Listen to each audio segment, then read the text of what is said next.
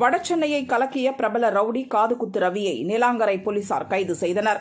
A+ rowdy பட்டியலில் இருக்கும் ரவி யார், அவன் பின்னணி என்ன என்பது குறித்து பார்க்கலாம். சென்னை வியாசர்பாடி PV காலனியைச் சேர்ந்தவன் ரவி. வயது 47. இவன் மீது 4 கொலை உட்பட 35 வழக்குகள் போலீசில் பதிவாகியுள்ளது. செம்மர கடத்தல், கட்ட பஞ்சாயத்து, பண மோசடி, நில அபகரிப்பு புகார்களும் உள்ளது. 5 முறை குண்டர் சட்டத்தில் கைதானவன். 90களில் காதுகுத்து ரவி என்றால் வடசென்னை ரவுடிகளே அலறுவார்களாம். ரவியின் குடும்பத்தினர் 1966இல் பர்மாவிலிருந்து அகதியாக சென்னைக்கு வந்துள்ளனர். 1988இல் பிரபல ரவுடி சேராவுடன் சேர்ந்து பல்வேறு சமூக விரோத செயல்களில் ரவி ஈடுபட்டான். வடசென்னையை பொறுத்தவரையில் ரவுடிகளுக்குள் தகராறு ஏற்படுவதற்கு மிக முக்கிய காரணமே மாமூல்தான். கொருக்குப்பேட்டை கூட்ஷெட் முதல் கண்டெய்னர் வரையில் அவர்கள் வைத்ததுதான் சட்டம். செம்மர கடத்தல், ரியல் எஸ்டேட் என சம்பாதிக்கும் அனைத்து வழிகளையும் பயன்படுத்திக் கொள்வார்கள். ஒரு கட்டத்துக்கு பின் ரவி தனியாகவே சமூக விரோத செயல்களில் ஈடுபட ஆரம்பித்தான்.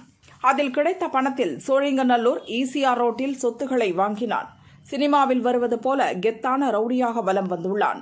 90களில் பெரும்பாலும் ஆண்கள் யாரும் காதில் கம்மல் போட்டதில்லை. ரவி கம்மல் அணிந்து தோரணையுடன் சுற்றி திரிந்ததால் அவனை காதுகுத்து ரவி என அழைக்க ஆரம்பித்தனர். உச்சத்தில் இருந்த காலகட்டத்தில் டார்கெட் போட்டு சம்பவம் செய்து வந்துள்ளான். சின்ன சின்ன அடிதடி அசைன்மெண்ட் எல்லாம் தொட்டு கூட பார்க்க மாட்டானாம். 50 கோடிக்கு மேல் டீல் பேசினால் மட்டும்தான் அணுக முடியும்.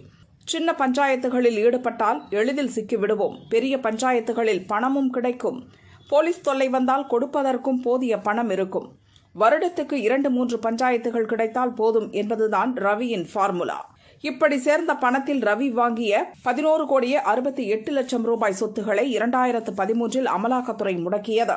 சமூக விரோத செயல்களின் மூலம் ஒருவர் வாங்கிய சொத்தை அமலாக்கத்துறை முடக்கியது அப்போது பரபரப்பாக பேசப்பட்டது. இதற்கிடையில் காஞ்சி கொலை வழக்கில் தொடர்புடைய அப்புவின் ஆதரவாளர் கதிரவனை 2011இல் ரவி தீர்த்து கட்டினான். இந்த வழக்கில் கோர்ட் பிடியாணை பிறப்பித்த நிலையில் தலைமறைவானான். வெளிமாநிலம், வெளிநாடுகளுக்கு சென்றிருக்கலாம் என போலீசார் நினைத்தனர். ஆனால் இவ்வளவு காலம் தமிழகத்துக்குள்ளேயே சுற்றி வந்துள்ளான் காதுகுத்து ரவி. போலீசுக்கு கிடைத்த ரகசிய தகவலின் அடிப்படையில் ஈரோடு, சேலம் எல்லை அருகே துப்பாக்கி முனையில் சுற்றி வளைக்கப்பட்டான். சென்னை அழைத்து வரப்பட்ட ரவியிடம் நீலாங்கரை போலீசார் விசாரணை நடத்தி வருகின்றனர்.